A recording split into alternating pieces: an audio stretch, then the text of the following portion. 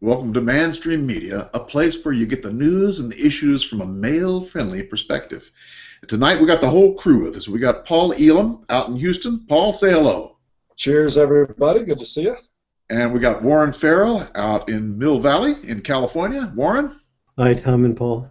It's good to have everybody together. And tonight we're going to talk about a different kind of topic, men's health intelligence. And someone else better start this because I'm not really sure what it means. Who's going to start us off? Well, My health intelligence is low. Well, maybe shall I, since it's Go ahead, Warren. Let's see. Yeah, basically, part of what I've shared in the Myth of Male Power is that the very process of becoming respected as a man in almost every culture that survived required the man to have, the more of a man he was, the less health intelligence he had, the less he cared and focused on being physically healthy, the less he cared on and focused on being emotionally healthy. So let's take a look at that. To be physically healthy, he was not concerned so much with being physically healthy because he had to prepare himself for being disposable in war. He had to prepare himself for being disposable as a firefighter, or as a coal miner, or as a police officer. And so you can't be focused on, gee, I wonder if that little scratch on me is going to get an infection. I wonder if sort of I'm feeling something upsetting my stomach. You learned to, the fire was on. If you needed to go out there and be in war, you couldn't complain to your colleagues in the battlefield like, excuse me, but I'm noticing that my nail is a little bit needs clipping here. I think I'd better sort of take care of that, don't you think? You'd be laughed out of the process of being a combat soldier because the job that it took, the job that happened in boot camp was taking every single feeling that you had and making sure you kept them to yourself, because a squeaky wheel did not help. The squeaky wheel got attention for itself. It did not help the war machine operate more effectively. And hence, in the movie Platoon was really a good illustration of that, of a guy there that was a caring, sensitive guy, but he would bring up things that were hurting him or bothering him, and every time he did, he got punished until he learned that that was not the purpose of his role in war. His purpose was to disconnect from his feelings, disconnect from his physical pain, and become a cog in the war machine, because the only way the war machine can operate effectively is to not be able to pay attention to every little squeak that could hold it up. But if you can't handle it, you die in the process, or you withdraw from the process. And so that taught men to be disconnected from our emotional feelings.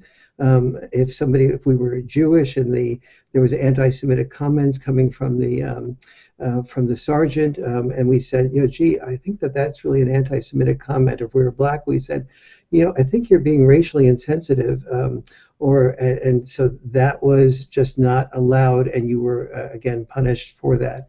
The same type of thing if you were in a work site, like if you were a firefighter, and you came in and the captain said, we're really proud to have this firefighter who's a Harvard graduate. Well, if you were a Harvard graduate, or you were some type of, the fear was that you were a prima donna, that you were focused on yourself. And so you would be ostracized until you proved yourself to not be a prima donna, or you'd be subject to teasing and ridicule. And you'd have to learn to be able to handle that ridicule and teasing so that you could tease yourself, laugh at yourself. And the reason for that was that people were afraid, that people intuitively knew, without being able to articulate it, that if a guy was concerned with only his own feelings and his own survival, he was not going to be willing to, if a roof fell down in a house that was on fire, and you were in that room where the roof fell down, a prima donna type of guy was not going to be willing to break through the door to get in there to save you and drag you out there at the risk of his own life. The degree to which a man was centered on himself and centered on his feelings was the degree to which he was not likely to be a team player if team playing meant risking his own life. So whether it was a coal mine, a construction site, or a firefighter, or any type of the hazardous professions, oil rigs. The method is all the same, to disconnect from your feelings. And so the consequences of that are all around us.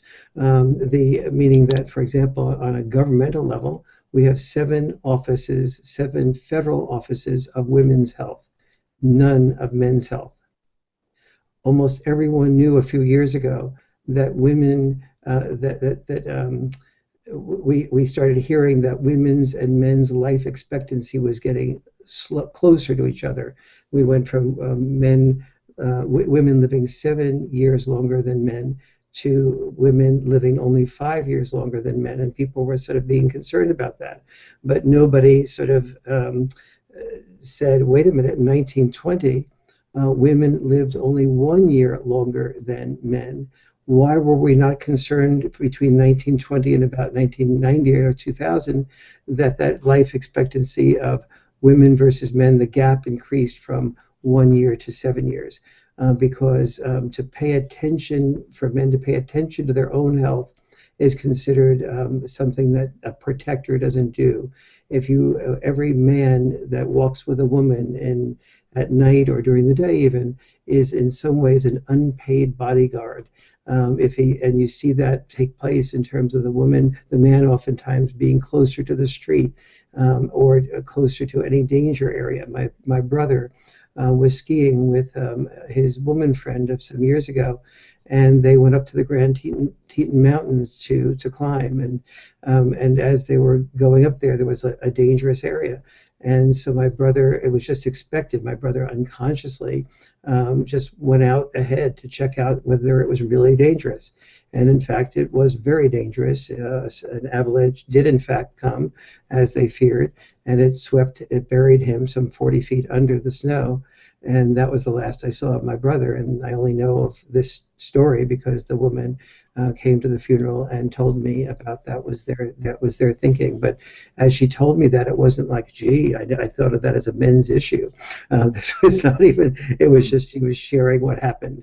And so these are some of the ways that that men have just learned that the role of protector requires the repression of feelings, not the expression of feelings. The role of becoming successful at work, it requires the repression of feelings, not the expression of feelings. If a man is a CEO of IBM, let's say, and he says, "I'm so happy that happened! Yay!"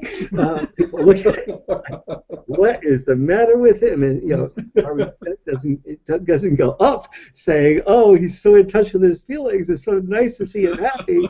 It's like, it's like. And in contrast, if he says, "We lost an account, I'm so sorry about that," and we sort of like go crazy. Like, this is not what we expect from a CEO. We've learned to become human doings, not human beings.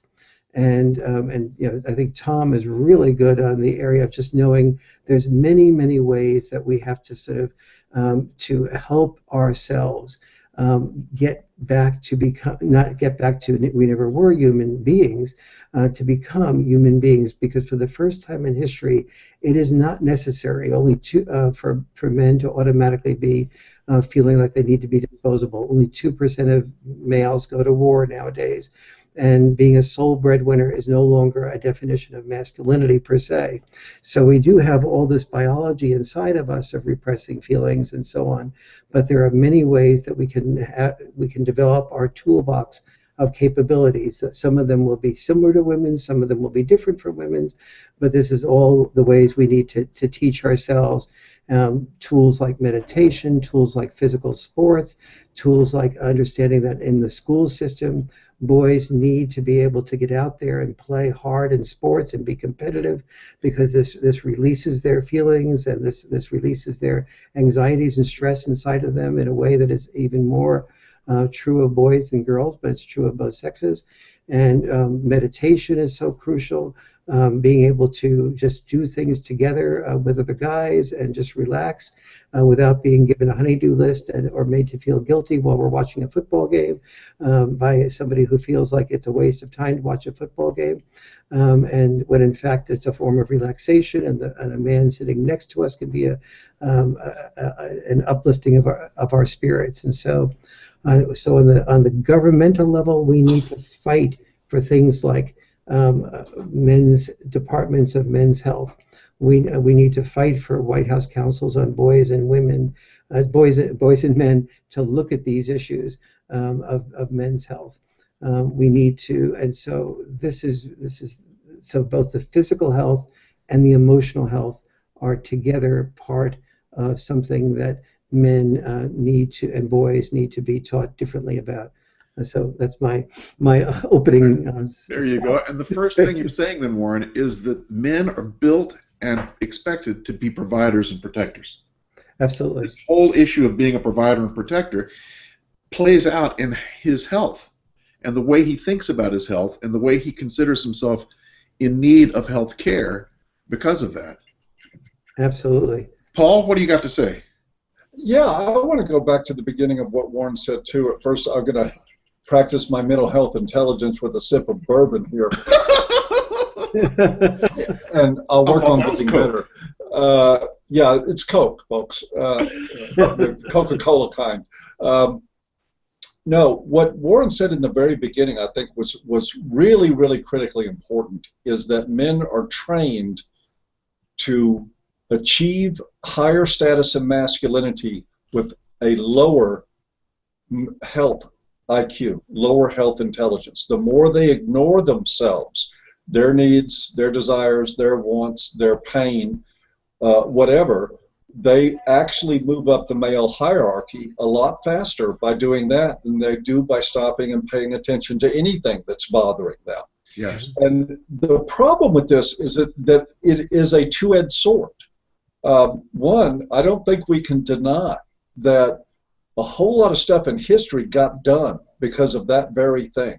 That when we talk about building aqueducts and research and these sort of, even like researching disease, these are not warm and fuzzy environments where people share feelings. These are where real hard-nosed scientists, thoughtful people get together and use their intellect, and emotions are not exactly a big part of the picture.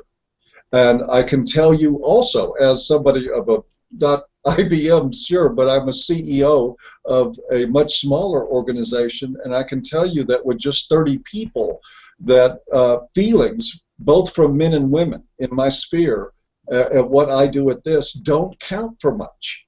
What counts is that there are objectives that we have to reach. And if we stop and focus on emotions in that environment, then things are not going to get done. And I think that is real important to honor that this masculine, or what would be considered a more masculine approach, generally speaking, is what has accomplished all these amazing things, landing people on the moon, finding cures for disease, everything from the invention of the wheel to automobiles and fuels and things like that. These are all a product of our human intellect, our drive to create and to accomplish things, and they are not accomplished with emotions in the way. They just aren't. Tom has brought up some stuff in the past, and I'm going to sort of speak to some of that now. Maybe if I get some of it wrong, Tom can correct me on it. But I know that we estimate loosely, and this is purely anecdotal. I don't think this is scientifically proven, but we were having a recent conversation about this. And my experience is pretty much that most men, I'm going to say arbitrarily, about 8 out of 10, do not process their emotional experiences, traumas, and etc. by verbalizing them, by talking about them, by sitting in a circle and passing Kleenex or getting hugs. They generally tend to deal with those things through action. They get involved in projects in their lives, or they will not deal with them through inaction. They will sit and fester. And so as a society, we have a way to operate around them to say, let's give you choices about how you move past this. One of them is to talk about how you're feeling, which is going to represent about 20% of men, at least in my experience. And again, I'm not citing this as science. I'm just saying it just my general experience is that we can say, okay, tell me how you feel about this. And you'll find out pretty quickly if you do that, whether or not you're dealing with somebody that cares whether or not they want to have an opportunity to express their feelings and to process that way. With most men, you will get a lot more response out of trying to motivate them to some sort of action, doing something, getting them involved in something, which is very healing for them, very constructive. On the reverse, with women, 80% of them tend to process in the more feminine way, naturally, which would be to emote, to talk about feelings, to share them, to connect through them, and have other people mirror that back so that they know they're not alone. Very healthy way of approaching things, a good way to approach things. But then again, there's 20% of women that process in a more masculine way, and they will tend to want to get into action and do something and not talk so much about their feelings. What we have an unfortunate tendency to do in trying to assist people, at least in the mental health field, toward emotional intelligence, is to take what our idea of what the female gender is supposed to do and just apply it to everybody, apply it to all men, apply it to the 20% of women who don't process and deal with things that way, and then we just sort of send those people, that's 80% of men and 20% of women, the message that if they're not doing this in the feminine way, that they're doing it wrong. And that is, I think, a really bad mistake to make with both sexes, because people do process differently. But I think that we have to figure out a way, and it's really, really cloudy grounds, is that how do you honor one way, which we know has a sort of a destructive element. The fact of the matter is, if you condition yourself to not feel anything, to ignore all your pain, ultimately, I think when you look at the shorter life expectancy, you look at the incidence of disease, you look at the incidence of things like alcoholism, other problems in the lives of men, suicide, those things, when you train people to ignore their own emotional health, that's the trade-off. That's part of that deal, is that you're going to have people that end up stuffing feelings for their whole lives, and then someday it catches up with them and it's not good. So we're talking about, real critical, important stuff when we're talking about emotional intelligence. And so the question to me is that how do we best serve people with this? Well, I don't think we do it by taking the feminine process to everybody. And then again, I don't think we do it by taking the masculine process to everybody too, because the fact of the matter is there are some people that if they don't learn to articulate some feelings, they're going to end up suicidal, or they're going to end up in other really, really life-damaging things. So I just wanted to throw that out there to say that this is not as simple as assigning a fix-it-all or cure-all on either side of the fence, but it's a very, very subtle process and a very, very nuanced understanding that we have to have of how men and women tend to behave and act and what they do outside the bell curve too, and take that into more individualized recognition of men and women for what works for them. Mm-hmm. I think your point at the beginning, and I'd love to hear Tom in a minute too, also talk about some of those different ways that we often don't acknowledge men in the way that we sometimes more naturally solve our feeling problems. I just want to, before you do, Tom, I just want to reinforce this point that the larger picture understanding is that everything that was healthy for the society that men were taught to do, whether it was defending the nation against the Germans occupying us, whether it was digging out, having enough coal to heat our homes, whether it was building our homes, whether it was building our bridges, whether it was building our skyscrapers, everything that men did that was accomplishment oriented, that was healthy for the society, everything that men did that was healthy for the society was by and large unhealthy for the man. There was a constant tension between male health and the societal health. Every society that survived based on its ability to train its boys to call them call it glory to win on the football field, to go 1st and 10, do it again, not 1st and 10. If I do it again, I might get a concussion again. Oh my goodness, that's terrible. Mom and Dad, I don't want to get a concussion. Please let me play checkers instead. This is not, and the cheerleaders, of course, they didn't cheer for the guys who were, I saw cheerleaders cheer for football players, but when the football player lost his position on the team, the cheerleader cheered for his replaceable part.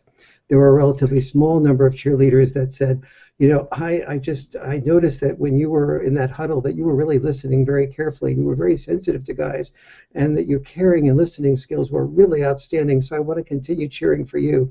No, she cheered for his replaceable part. So every boy learned that when he repressed his feelings, when he didn't talk about his fears of a concussion, when his dislocated shoulder was ignored, and he went out there and still played as a quarterback or whatever and didn't report that shoulder, and he and the team doctor conspired to not talk about that because they all wanted to win the game, and everybody had in mind to win that game. And whether it's football or ice hockey or NASCAR or rodeos, it's all the same type of incentive.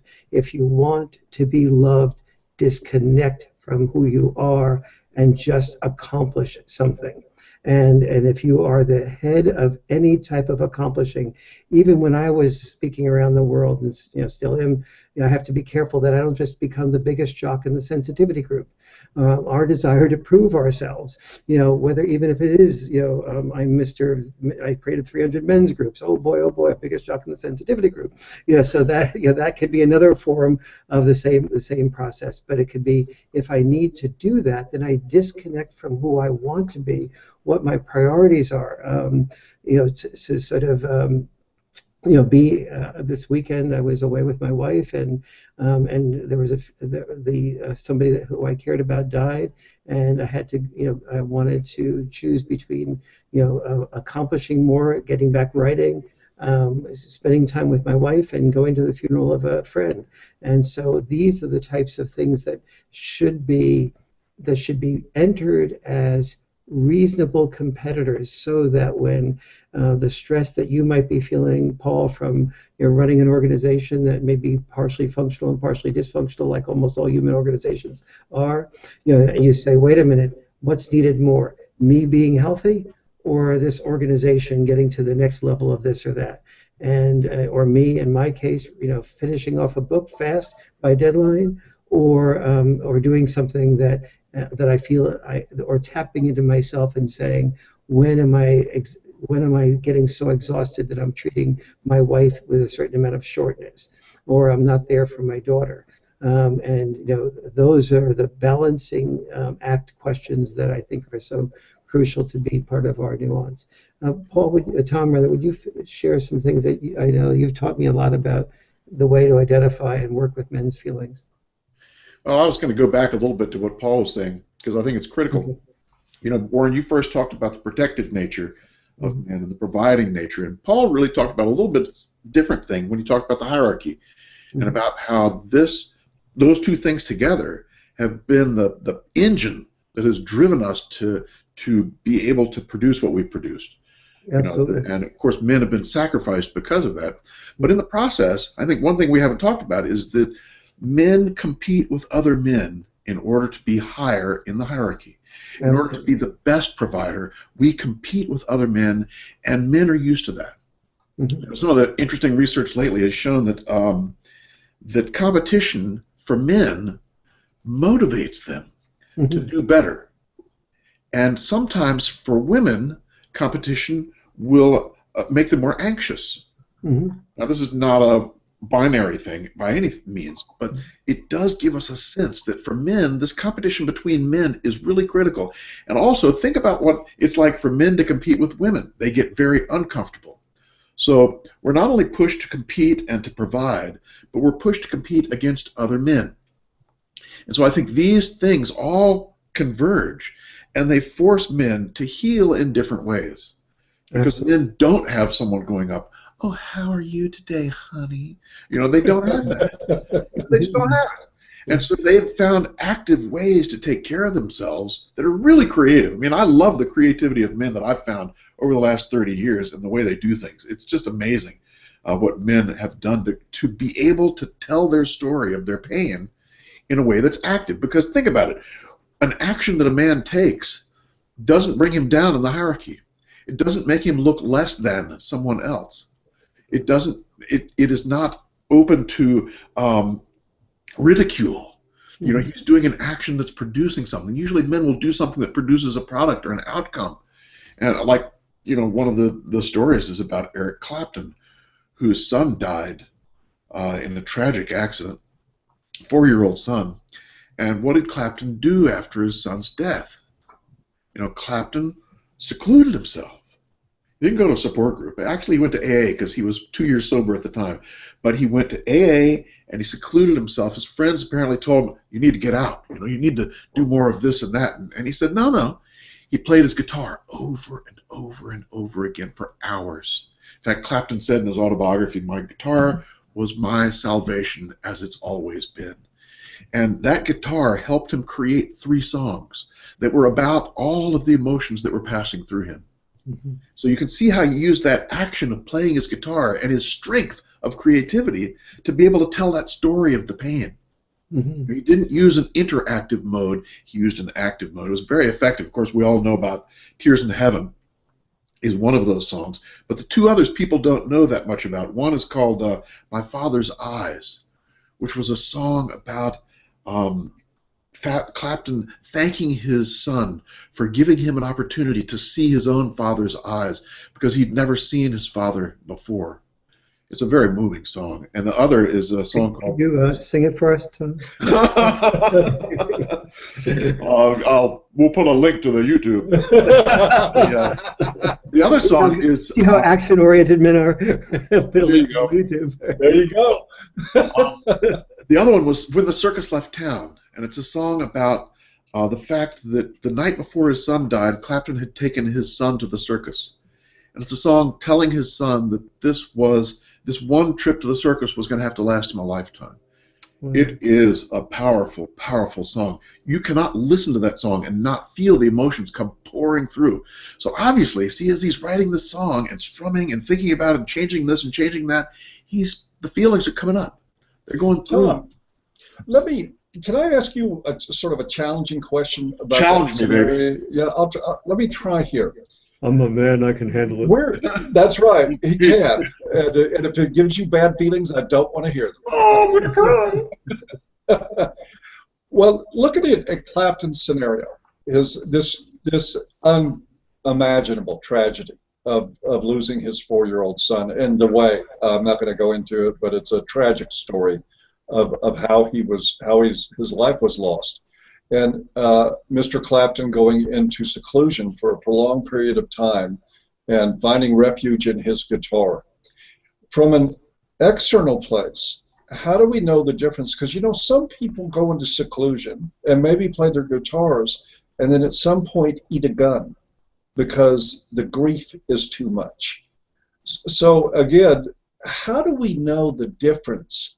How do we know that Eric Clapton was okay when he was playing his guitar versus somebody that would just isolate for a while and decide that this is a pain I'm never going to get past ever and that it's not worth it to me? That is a great question, and it's one that women often ask, and they appreciate the answer. And the answer is this: join him in the activity. Move into the activity with him, because men that are using action to heal actually love it when their actions are honored. You know, when someone honors that action, it's like, hey, it's like this man I worked with one time whose son died in a car accident. And the man started writing a little book about his son. He interviewed the son's girlfriends and ex-girlfriends and teachers and priests and whatever. And he'd write these little chapters. And what did the wife do? You know, what did the wife do? Did she say, "How are you feeling today about our son?" No, she said, "How's the book doing?"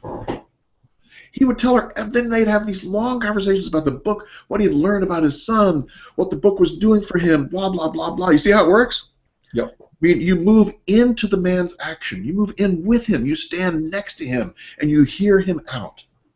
And you'll know from that he's okay. And he'll tell you what he's doing there.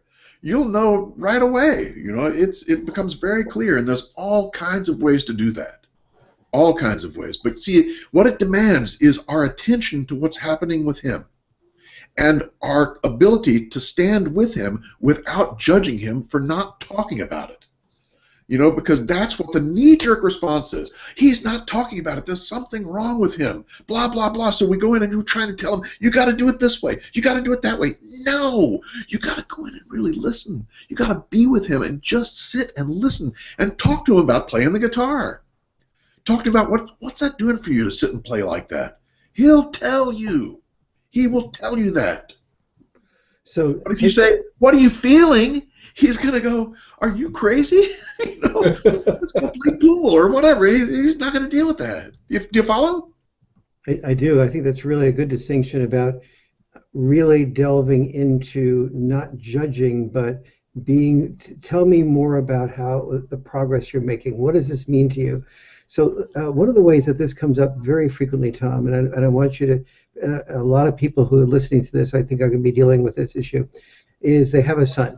And he's a teenager, and he's playing video games. And the video games are sealed away in a room, and the father comes in and says, you got to get the homework done. The mother comes in, you got to get the homework done. Or if it's the mother, oftentimes, sweetie, have you done your homework yet? Or sweetie, can you come to dinner? And and there's a huge tension between the parents wanting the child to be at dinner, the boy to be at dinner usually, or the girl. But as a rule, boys are more likely to play video games more hours than girls. It's more likely to be addictive. And so so how does that? But there's also that sense on the part of many parents that boy is alienated. He's disconnected. He's not able to. He doesn't want to go out and play football. He just wants to be on the, doing these games. He's not doing well in school. He doesn't give a darn about, darn or damn about, algebra, school, teacher, and the only quote friends are the people who are sharing this type of video game addiction with him. But as we know, the video game addiction leads to his the dopamine in part of his brain stimulating him with dopamine every time he wins at the game. Yeah. But it prevents dopamine from going into the part of the brain that leads him to being able to do things in real life. And so it actually is an addiction, and it's in a way a double addiction, because it not only addicts for playing the game, but it addicts it handicaps the person from achieving. So you might be great at NFL Madden football as a game, but not even want to go out and play a football on the field or meet any guy after school to do anything with. So let's take that kid. How do you approach him most effectively? Oh boy, the first thing I do is to suggest that the parents get the son to teach them the game. Because it does a number of things. It teaching the game to the parents puts the son in the driver's seat. He becomes the expert. He becomes the one who knows what's going on, and he loves it. He absolutely loves it. And the parents then start to understand the game better. Because, come to dinner. Oh, Mom, I'm right at this point. Oh, if they know the game, they're going to understand, okay, 5 minutes, or whatever. But if they don't know the game, they're coming from a place of ignorance. And they're going to automatically tell him, get in here now, stand with him, learn, get him to teach you the game, get him to show you that he's the expert and you're the moron. Young boys love this. They absolutely love it. And from that point then, you can start to help him understand that, okay, we got different things to do. We got this much time for gaming, this much time for schoolwork, this much time for whatever. Have him work towards that. Give him the responsibility. With boys, even more than girls, it's very important that we make boys responsible. We give them the responsibility more than they can take sometimes, and have them fail at that. Because then failing, we can step in and help. But we want them to practice at this responsible thing, And boys will eat that up. My son, when he was in middle school, he didn't want to do his homework. Well, what middle school boy wants to do his homework? None of them do. So I said, well, here's the deal. You need to get grades that are going to get you into college, right? He says, yeah. I said, okay. So from now on, for the next year until June, when you're out, this was like January, you're in charge of when you do your homework and when you don't do it. If you get good grades, I'll never say anything about your homework again. If you don't, then I'm boss after that. You know, give him the responsibility. He took that and aced it. You know, which helped me because I didn't have to nag him all the time, and it helped him because now he was the boss. You know, we want to make the boys boss as much as we can and get away with it. Yep. I think one of the things you're saying is so wise in this respect, and this is, I was talking to a guy last night doing a consulting for him, and exactly the things I just mentioned were exactly the problems he mentioned. And when you one of the things we know now is that if someone is having trouble, it is more effective for them to be a mentor than to be mentored. Yes. So if a boy is having trouble and you ask him to sort of take charge of somebody else or take charge of you as a parent, if he has a way of being able to say, you know, here's why I like this video game over that. Here's the hero that I identify with. Yes. Here is then you're sitting in a position of, well, wait, how do you do that so quickly? How do you get over there? What is this about? Why is that about? Yes. What do you mean this level you have to get finished with before somebody else? Well, who's the friend over there that won't respond to you? Tell me more about him. Who is he? So you're getting into, as you said, his world, and more importantly, his mastery, and your lack of mastery puts him in a position of you appreciating him and where he's coming from, and his values and so on. And there's just on this issue of video games for a moment, there's a whole other world out there of people who do video games extremely well. Are now there was a video game playoff of just one type of video game that happened at the Staples Center in California. Yep. And and that playoff was watched by more people than the World Series was watched by. Wow. And the boy who was doing best at those playoffs earned $1 million last year. Yeah. And so if you're talking about if somebody's really into something, one possibility is it's an addiction that completely prevents them from having anything else in life, but also it's a possibility that they'll be able to become a professional in this area. And so working with their skill sets and honoring it and then saying, do you want to catapult that to the next level, is a possibility as a way to go. So, anyway. I agree. My son's an adult now. He and I watched a game just last week, League of Legends, a playoff game for, I forget exactly what, 500,000 people were watching it. Yes. Does not surprise me. What's that? It doesn't surprise me. I was going to point out something here that I think is pretty remarkable. I think it's very germane to the conversation that we're having. I remember a story you told once, Tom, about a man you knew who during some sort of convention, he got the news that his brother had died.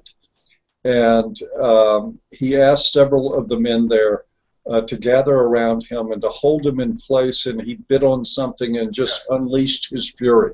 Yeah. And you talked about Eric Clapton and how you would approach that would be to join him in the guitar playing and ask about that. And I remember Robert Bly's story about his father's final years when his illness had put him in the bedroom, and that Bly and his mother had both sort of colluded to move away from the father and to connect with each other. And he noticed this and felt like it was wrong, so he started moving toward spending time in the bedroom with the father where he was sick.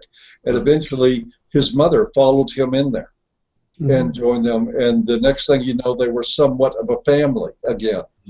But each of these incidents that you're talking about and that we're discussing here are all about doing the very thing that we consistently fail to do with men and boys. And that is, what we usually do is hand them a task or watch them face a crisis and say, let me know when you're done with it. Let me know when you've accomplished something, even if it's processing your own grief. And then you can go back to being a human doing. And we can, find utility in you.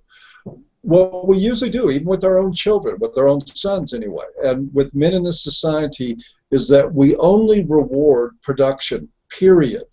and we don't try to meet them where they're at. And I think that is, I just wanted to point out how critical I thought that was, that when we get into worrying about, is he expressing feelings, not expressing feelings, screw all that.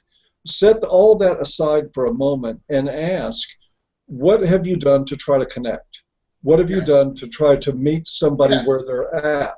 What we're talking about is treating men like human beings. Yes. And treating men in a humane, loving way. What a concept. We're sitting here struggling to find the words for that. There you go. There you go. It's not easy. It takes practice.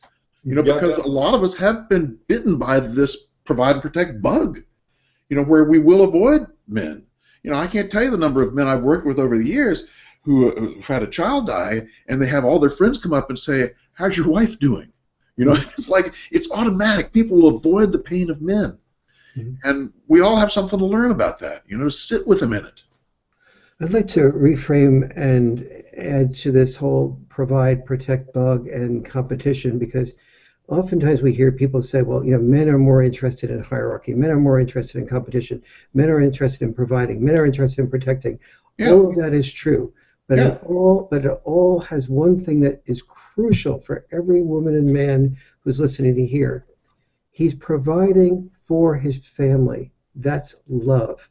He's protecting a woman and children. That's love. Yes. Getting up on the hierarchy of the company that he may or may not wish or desire to work for, selling a product that may or may not even be meaningful to him, because he cares less about the product and what's meaningful than he cares about what is meaningful, his family, and that's love. He knows that there's very few women that are going to fall in love with a whining man. Women fall in love with an alpha man. So men's interest in competition to provide, to protect, to get up the ladder, to get to the top is a competition to love and be loved. And so when we only hear it and word it in terms of competition, provider, protector, competitor, those are all true. But those are ways that men got love, the ways that men gave love. Right. And so when we hear the word love attached to that, that is all almost always accurate. It may come from other insecurities also. It may come because the father made it clear that he wasn't worth anything if he didn't get up that ladder, if he didn't imitate that, my father said to me many times, Warren, why are you writing a book? You can't make a good living writing books. It wasn't until I got my third book contract that I said, okay, I guess you're an author. Well, it could have been worse, Warren. My father told me that writing would turn me gay. Dads are quite smart. Well, apparently I'm flaming at this point. You've been faking that heterosexuality for years. Yeah, exactly. Right. Yes. No. And there was. And so let's look at that statement about the gay. The gay males are oftentimes more. Many of our famous artists, many of our famous sculptors are gay. One of the reasons that they could, and artists and writers, one of the reasons that that's true is because a gay male did not have. Once he knew that he was gay, once he sensed that having sex with a lot of beautiful women was not his big thing, he was freer to be able to do what he wanted to do rather than what was needed to do to support a family. And when you follow your bliss, it's the money that you'll miss. When you spend time doing art, you may be able to support yourself at a very modest level of 99% of the time, but it's hard to do art or writing or music and support a family. Watch The Voice, watch America's Got Talent. Almost everybody that comes on there says, I hope I win, because if I win and get this contract, I can give up my day job and do music, do voice, do what I really want to do, what my real talent is. And that's what gay men and women, but especially gay men, were able to do that heterosexual men were not able to do. And so your father was inadvertently tapping into the sense that when you do what you really want to do, that's gay. And I wanted to point out, too, I've always had the theory, and what you just said, Warren, makes a lot of sense to me, but I've always had the theory that the root of most homophobia in people, and I say that for lack of a better word, I'm not really fond of that word. There are some people who just disagree with homosexuality. I don't have an issue one way or the other with it, but I don't want to call everybody as having a phobia if they have personal views that run contrary to that. But I really believe that the bulk of the resentment toward gay men historically in this culture was because they weren't trapped in the same trap that other men were trapped in, of being forced into providing. They weren't of utility to women the way men are supposed to be, right? So they're free from that, so they become hated and reviled unconsciously by other men who may feel like, you know what, the stuff that they didn't have in 1800, they didn't have the voice. I didn't have any kind of wild opportunity to ever do anything that I really wanted to do. I was raised, I was heterosexual, I was attracted to a woman, I wanted to procreate with her, and now I want to take care of her, but I also have to. And there is a rule there that has to happen.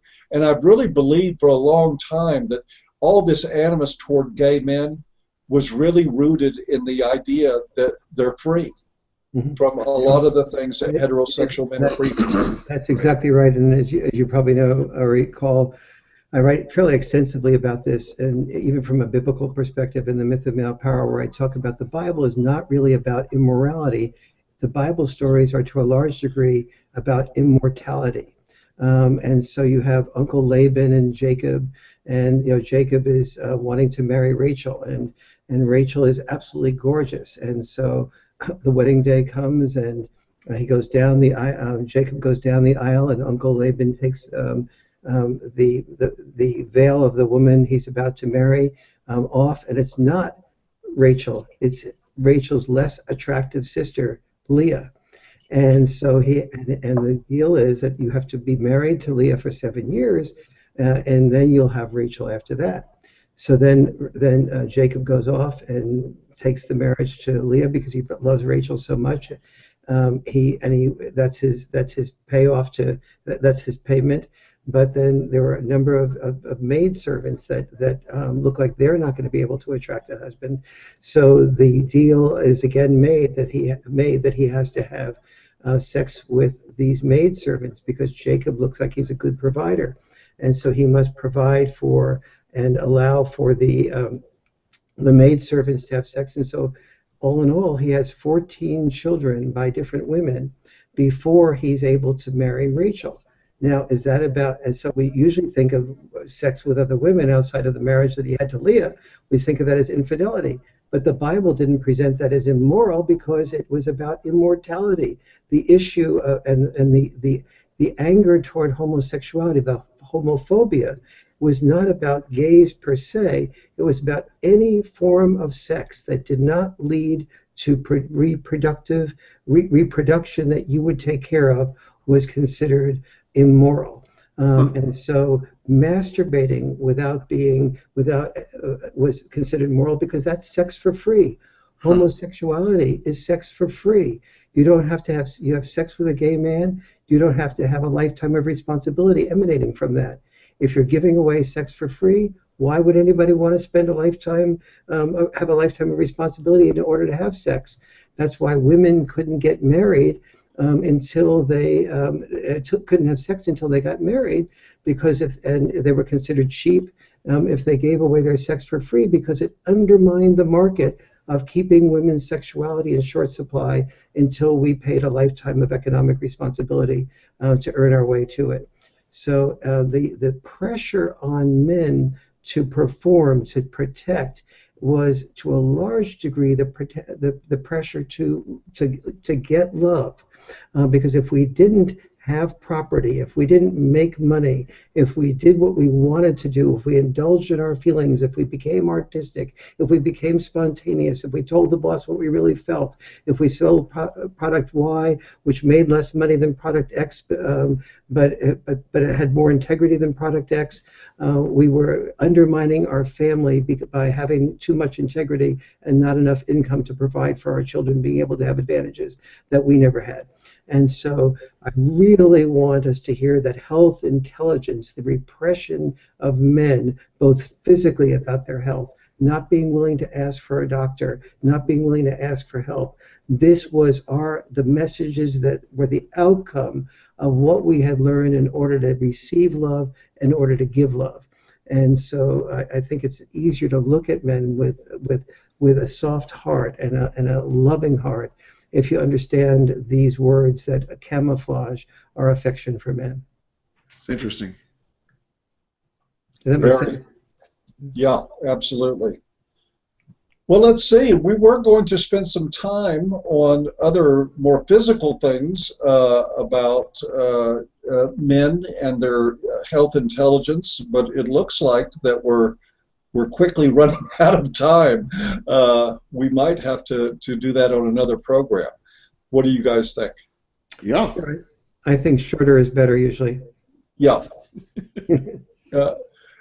Yeah, we'd probably run another hour. I just want to let people know we will come back to this. Tom and I did a show about health and nutrition, just a general outlook on people's knowledge about food, men's knowledge and women's too. It applies to everybody, sort of some of the lies that the food industry has been telling us for so long and that our own FDA tells us, our own government, and sort of just like you have to do with men's issues, it's a product of unlearning a lot of stuff and then going back and relearning what the most available information is from unbiased sources. Because yes, there is plenty of gender corruption out there.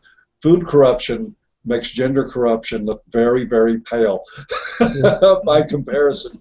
And so we talked about that, and interestingly, I got a lot of messages from people, and I even got recipe requests from some staff. So there is interest in this, and we will be bringing it back to the program. That is great. So Julia Elam. Yeah, that's it. Oh, God, thanks for saying that live, Warren. I will get emails addressed to Julia for the next 6 months. Oh, my God. And that's to go with what's her name? I'm forwarding them to Warren. Always remember, every message that we want to communicate is absorbed a lot better through laughter. Yes, it is. Indeed. You know, the one thing that sticks in my mind that I'd like to say before we stop is that I think a part of what we're talking about tonight is that we need to try and transform the way we approach men about health issues and mental health issues in a way where we kind of honor the way men are. Maybe we need to take clinics into gyms. You know, maybe we need to take clinics into the workplace. Maybe we need to start pairing up running. I think they already do. They have runs where they also do checkups, testicular checkups, you know, for running. I mean, there's all kinds of ways to move into a place where men feel safe, and that's where you want. You want to go to the place where they're running around the track, or where they're the barber shops, for crying out loud. I mean, different places where men hang out. Moving our health attempts into those places where men are feeling safe and good. So that's my last word. I think it's great. I think you said it really good before, Tom. The way you reach men, and my experience holds this out to be completely true, is that you reach them by offering what you can do to serve them, yes. not tell them to come begging for help. Because exactly. It's like, you know, go to the clinic, go to this. Well, how about if the clinic comes to the workplace? If a guy's dedicating a third of his life or more to working and to taking care of his family, how about bringing some health care there for him to check up on him, make sure that he's doing, so that he knows that, you know, this is a part of the deal, the social contract. He's climbing the telephone poles every day. How about you drive out there with a van and check his cholesterol and his blood pressure and look at how he's doing? rather than saying take a day off of what gives you your identity and come down to the clinic and ask people to help you. I think there's a lot to be gained from that. Yeah. And I think we really care about that. We can do things a little differently. And Go ahead, Warren. As we explore physical health, we really have to look at carefully the whole, the emphasis on giving our love to people who risk their bodies the most, and helping our sons realize that, maybe, I mean, my father, my one gift that I had in life was the ability, or my legs, and the ability to kick a football. And my father just fought vehemently with the coach of my high school that he didn't want me to risk. I was 149 pounds and 6'1", so I was pretty darn thin.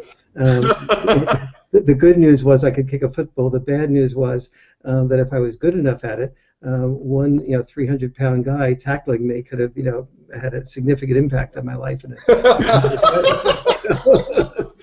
So the part of me that was wanting to get love and approval and respect from the cheerleaders, etc., was in combat with the part of me that knew that my dad was right.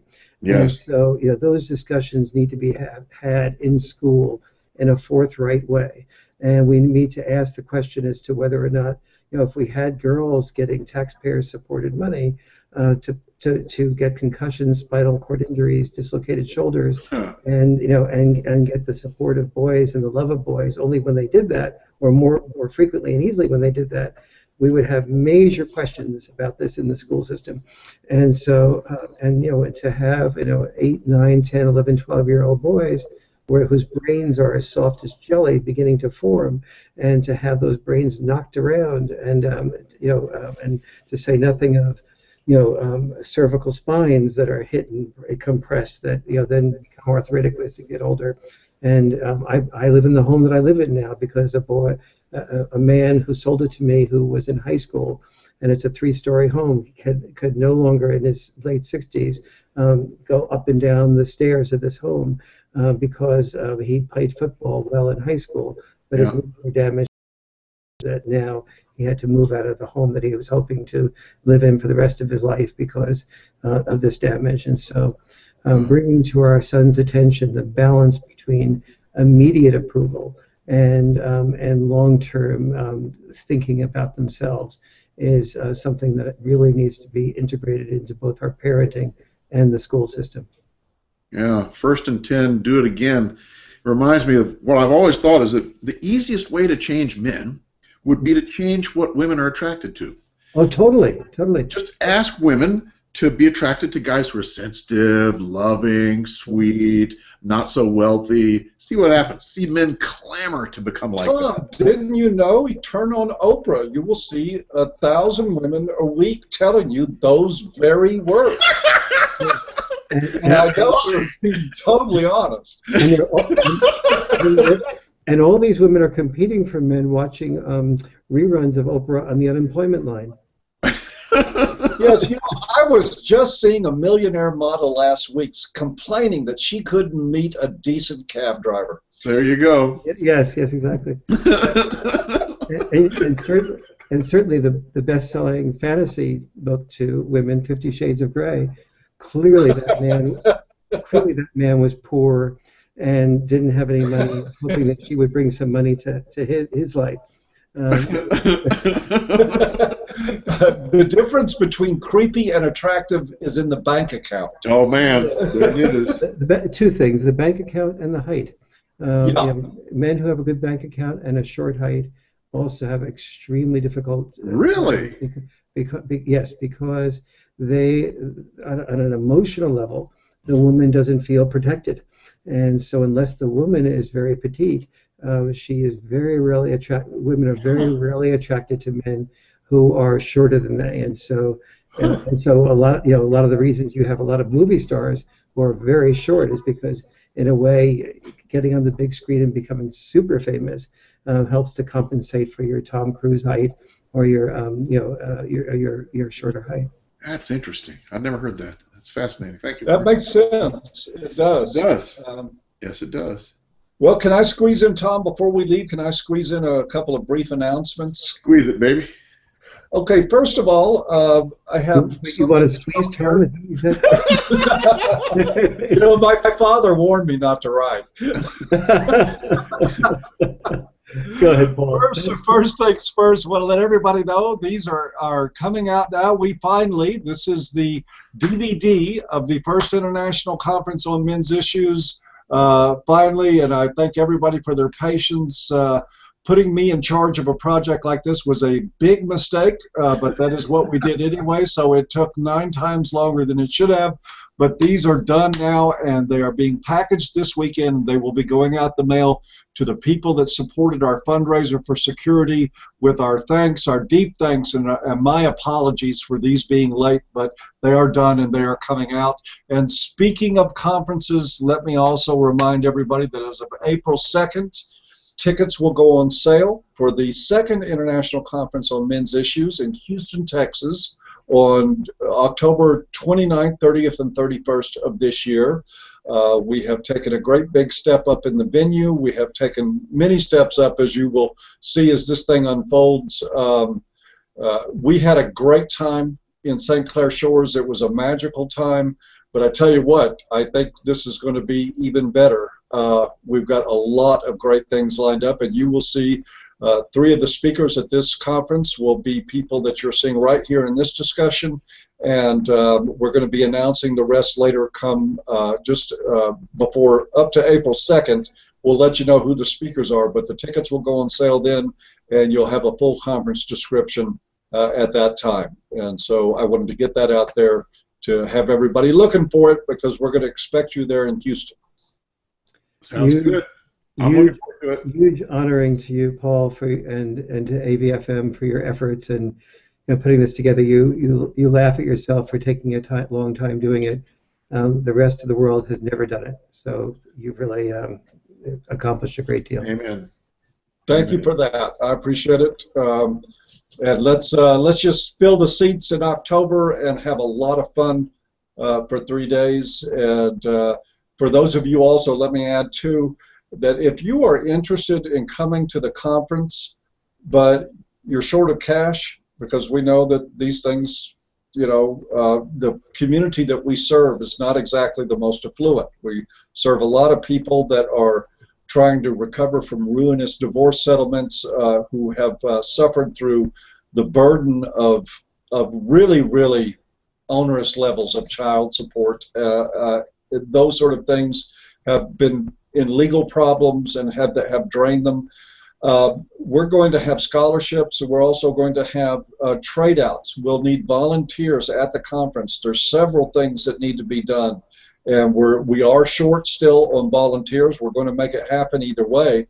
But if you want to come to the conference and you want to pitch in and help, we'll get you a seat at the dinners, so that you could meet all these incredible people and spend time socializing with you. Don't let being short on cash scare you away from attending. We can work this thing out. Just shoot a note to Paul at avoiceformen.com. Let us know your circumstances, and we'll figure out a way to get you in, especially if you want to come in and help us with about the 74,000 things that need to be done during the course of a good, well-executed conference. Well done. And I want to say too that we are also working on trying to have a deep impact on the overall consciousness of boys and men, and the importance of putting this boys and men's issues on the agenda as something that we care as much about as women and girls issues, but never at the expense of women and girls issues. And to that end, Tom Golden has created a website called White House Council on Boys and Men to support our effort to create a White House Council on Boys and Men. And we will be sending people into Iowa and New Hampshire in April and May before the primaries get so underway that we are prevented from easily having access to presidential candidates. And so our job will be to talk directly with presidential candidates about the importance of making a proposal to create a White House Council on Boys and Men, an equivalent to the already formed for 5 years White House Council on Women and Girls. And so if you are interested in going into Iowa, going into New Hampshire, meeting some of the presidential candidates and staff, speaking up at meetings and things like that, or if you can't do it yourself but you want to sponsor a young man to go in there and do it, if you want to sponsor somebody who's an adult, a mother of a son, or a father or an activist, come in and support us and sponsor that. It's go to either the website for the White House Council on Boys and Men or the Center for Integral Wisdom, Integral, INTEGRAL, Wisdom, and that has a 501c3 tax deduction donation on it to contribute to that effort. Good. Sounds good, Warren. Sounds great. Absolutely wonderful. WhiteHouseBoysMen.org. Come see us. WhiteHouseBoysandMen.org is that? Not and, just WhiteHouseBoysMen.org. Gotcha. Good. So are we finished? Great, guys. Nice job. Good. So let's keep in mind there is no I in MANstream, and men are good. And we will see you all next week. Hopefully you have a good week and take good care.